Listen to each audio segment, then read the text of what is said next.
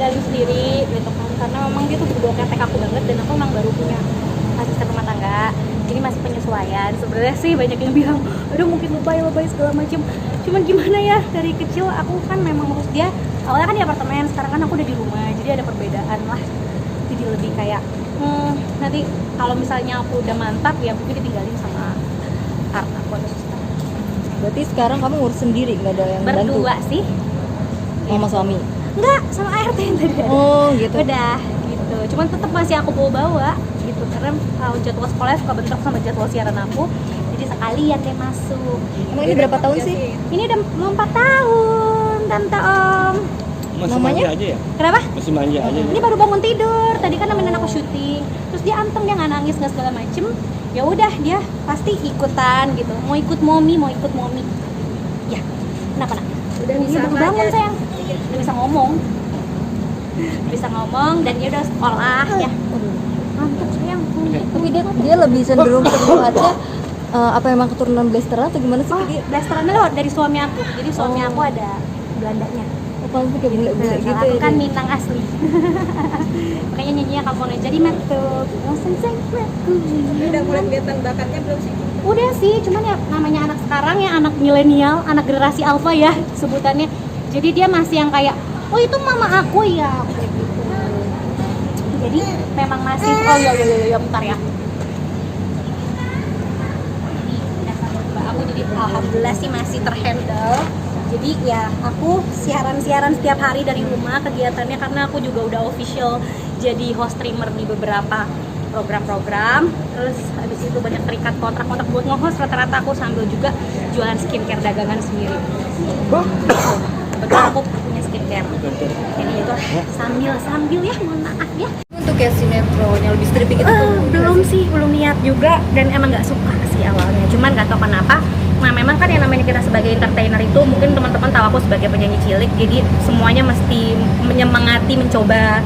Aku kayak lebih condong nge-host, nge-moderator, atau ya pokoknya perbawelan yang jelas tuh aku doyan. Sama nyanyi udah gitu. Sebenarnya kalau mimpi aku dinyanyi, cuman kan apakah Cikita Medi masih lucu lagi? Jadi ya mungkin aku lebih ke mencoba peruntungan di dunia host stream gitu kan, karena memang menurut aku untuk kita menghadapi resesi ini dengan kita memajukan juga bisnis orang, UMKM, company, itu akan membuat kita bertahan. Jadi kita lebih siap untuk menghadapi resesi, karena kan buat kita kayak aku sebagai host influencer ngebuka berkah buat orang. Cik, emang tadi ngerasa kayak apakah Cikita Medi nggak lucu lagi, itu jadi ketakutan makanya Oh, akhirnya sangat. nggak tembus, Awalnya nggak gitu. ngejalanin musik lagi. Betul banget, awalnya merasa seperti itu, tapi aku tahu yang namanya rezeki sudah ada porsinya masing-masing gitu kan. Nggak ada yang tahu juga kalau ternyata aku sekarang yang awalnya dari beauty enthusiast, jadi dari customer tiba-tiba aku jadi owner brand skincare sendiri. Baru aku urusin di 2021 kemarin, namanya Virologi by Cikita Medi. Jadi itu perjuangan banget, sambil juga aku mencoba peruntungan. Awalnya mungkin karena ngerasa nggak lucu lagi, jadi aku berpikir kayak ya udahlah apa aja aku kerjain gitu, karena memang aku berkaitan dengan doyan dengan public speaking, doyan dengan bersosialisasi gitu. Jadi segala hal aku coba. Tapi masih ada mimpi apa sih di musik dari Cikita Medi? Kalau di musik yang pastinya aku pengen jadi penyanyi dewasa, yang orang tahu Cikita kecil jadi Cikita Jumbo gitu kan. Jadi ya pengen jadi penyanyi, pengen punya konser sendiri. Kalau album sih dulu sempet, cuman mungkin karena memang aku juga waktu itu pas remaja kan masih belum fokus gitu kali ya. Jadi akhirnya jadi yang kayak oh jalan-jalan enggak. Cuman tapi tetap kalau misalnya ada tawaran sebagai host atau nyanyi, aku terima-terima aja. Jadi nggak menutup diri untuk di entertain lagi, karena entertain kan bisa apapun ya. Tapi suami dan teman-teman masih mendorong? Masih mendukung, untuk karena aku sama industri. suami aku kan beda ya, dia di bagian finance gitu pekerjaannya, dan akhirnya aku juga ikut gitu kan. Jadi memang ya karena mungkin kita keluarga milenial juga, yang nikahnya juga yang gimana nih, pasangan-pasangan muda yang baratnya kan 5 tahun pernikahan masih penjajakan nih, kira-kira kita tuh akan bisa bersama gitu dalam satu visi misi apa gimana, karena kan memang suamiku kan memang non entertain gitu kan, jadi memang banyak menyesuaikan sama di akunya, dan akhirnya kita jadi menyatu, dan apapun kayak punya terlahir kerjaan baru juga gitu. Jadi kalau ya banyak yang bilang orang Padang itu harus jago dagang. Nah mungkin dari situ aku coba kayak misalnya buka resto, atau misalnya bikin frozen food, atau misalnya bikin skincare. Nah itu salah satu mimpi aku ya. Jadi mimpi itu memang dari ngayal, tapi diaplikasikan yang mungkin pada saat kita lagi kayak dihadapi resesi, dihadapi pandemi, itu semua jadi jalan gitu. Karena mimpi-mimpi tersebut justru bakal jalan ketika kita tertekan gitu kan. Jadi ya alhamdulillah, maksudnya kalau suami kan kantoran, nah akunya standby sebagai host atau ibu rumah tangga sekaligus, walaupun memang terkesan kayak aduh kayaknya semua lo kerjain segala macem, lo nggak bisa fokus dong kayak gitu. Tapi aku sih ngerasa pada saat kita menjadi ibu, banyak hal-hal yang bisa kita lewati tanpa kesadaran kita. Apalagi pas waktu misalnya kita lagi jalan gitu, lagi di bawah hektik, kayak tiba-tiba aku dapat syuting, aku terima, tiba-tiba aku dapat siaran, aku terima, tiba-tiba aku harus jualan skincare, aku kerjain, tiba-tiba aku harus nge-handle kerjaan bareng suami, kerjain. Jadi di bulan-bulan ini aku ngerasa semua kerjaan aku dijalani bareng-bareng sama suami sama anak, dan untung ada ART yang udah merangkap suster juga, jadi ya lebih seneng aja bareng-bareng. Tapi fokusnya lagi kemana sih Cika? Sekarang itu fokusnya apa ya? Sekarang aku di bagian financial advisor juga gitu ya, bareng suami aku juga. Jadi ya bareng-bareng lah kayak gitu. Dan sampingannya ya hobinya masih suka nyanyi, ya masih suka MC, masih suka jadi moderator buat acara-acara khusus bisnis UMKM gitu ya, untuk memotivasi para ibu-ibu juga harus punya cuan sendiri gitu. Tapi lebih memilih untuk di bidang entertainment ini, milih-milih nggak sih untuk? Enggak.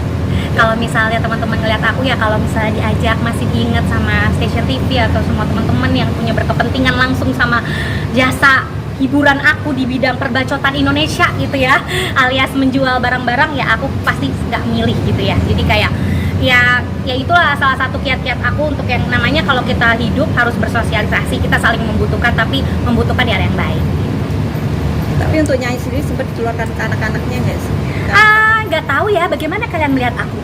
Jadi memang kemarin itu aku sempet kayak di dunia entertain, apa khususnya nyanyi gitu kan, aku sempet lah kayak dulu bikin album segala macam, jadi tetap produktif lah, sempet di tahun 2008. Terus kemarin aku juga bikin single Kau Pantas, tapi memang waktu itu buat gift buat aku nikah, jadi gift buat ke suami, jadi sempet lah gitu. Masih juga berhubungan sama musisi-musisi.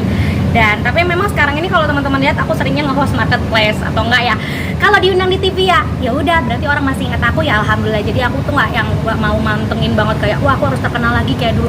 Pasti masanya udah beda, dan apa ya, kesukaan orang terhadap aku tuh pas aku kecil, jadi aku kayak suka kayak kayaknya gue nggak lucu lagi deh gitu. Tapi alhamdulillah ya Allah memberikan rezeki aku di dunia anak-anak, kayak misalnya masih suka suruh MC anak-anak, suka jadi perbadutan buat pesta anak gitu kan. Terus kemarin juga ada kayak kumpulan-kumpulan bikin festival lagu anak Nusantara buat tahun depan, sama kayak Mama Ira Maya Sofa dan semua angkatan-angkatan yang artis-artis sudah terdahulu, kita bikin festival tahun depan. Jadi masih banyak yang bisa dikerjain tanpa harus kadang-kadang aku berpikir kayak wih gimana sih cara terkenal lagi. Yang penting kita berkarya aja, mau terkenal atau enggak, pasti apapun yang kita lakukan akan ninggalin jejak digital yang baik. Nggak ada ambisi untuk terkenal lagi Kak? Kenapa? Nggak ada ambisi buat terkenal Enggak. lagi?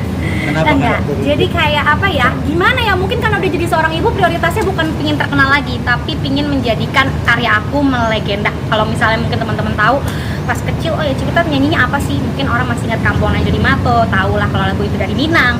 Terus Kuku-Kuku, tahu lah si Cikita Medi itu dulu tuh susah banget potong kuku. Jadi mungkin orang tua lain bisa mengajarkan lagu anak-anak sesuai dengan porsinya, itu aja sih. Jadi kalau buat ambisi ya itu pribadi orang-orang ya, tapi kalau aku sih ya namanya Allah kan nggak tidur, rezeki juga udah ada porsinya, jadi aku jalanin aja gitu. Tapi Kak Ciki etik banget nih mencari cuan nih kan. Hektik kok, hektik banget. Kita kalau nggak ada cuan bagaimana buat hidup? Emang apa sih yang belum didapat dari sekarang? Yang belum didapat itu apa ya?